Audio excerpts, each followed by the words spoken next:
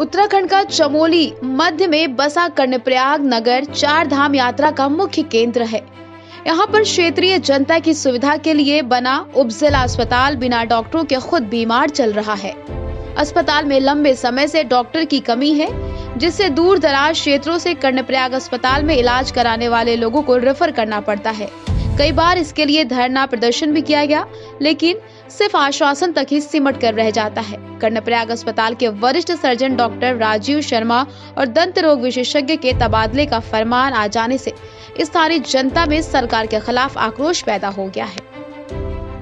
तो अभी सुनने में आया है कि यहाँ से डॉक्टर राजीव शर्मा जी जो हमारे सर्जन साहब यहाँ पे कई सालों से अपनी सेवाएं दे रहे हैं, उनका पदोन्नति के आधार पर ट्रांसफ़र हो रहा है और एक हमारे जो दंत चिकित्सक हैं उनका जो है ट्रांसफ़र गोपेश्वर किया गया है।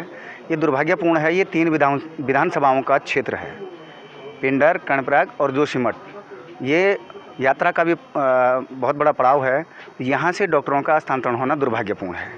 हम लोग अभी डॉक्टर राजीव शर्मा जी से भी वार्ता करेंगे।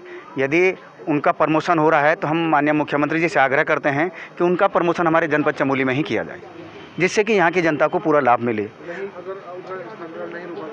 नहीं, हम तो आंदोलन करेंगे, बिल्कुल आंदोलन करेंगे और इनको छोड़ेंगे नहीं। कारण ये है कि एक और यहाँ पे इतना बड़ा केंद्र बिंदु को छोड़ करके आप दूसरी जगह भेजेंगे तो हम बिल्कुल बर्दाश्त नहीं करेंगे। और हमारे ये राजकीय उप जिला चिकित्सालय कर्णप्रयाग पिछले लंबे समय से डॉक्टरों के अभाव को झेल रहा है। इस क्षेत्र की जनता पीड़ित है और अभी संज्ञान में आया है, एक आदेश जारी किया है उत्तराखंड चिकित्सा स्वास्थ्य और शिक्षा विभाग के द्वारा, उसके भाग 1 के द्वारा, और उसमें हमारे जो दंत चिकित्सक हैं डॉक्टर थपलियाल, उनका स्थानांतरण यहाँ से गोपेश्वर कर दिया गया है। उससे पूर्व में भी एक डॉक्टर का स्थानांतरण हो चुका है और ये गढ़वाल के एक लाइफ लाइन है, खासतौर पर डॉक्टर राजीव शर्मा जो यहाँ सर्जन है, उनका भी सुनने में आ रहा है कि ट्रांसफ़र प्रमोशन के आधार पर किया गया है। उनके आदेश की कॉपी अभी तक हमको नहीं पहुंची है, लेकिन पुख्ता सूचना है कि उनका स्थानांतरण यहाँ से किया जा रहा है। ये अपने आप में कर्णप्रयाग क्षेत्र की घोर उपेक्षा है, दुर्भाग्यपूर्ण है।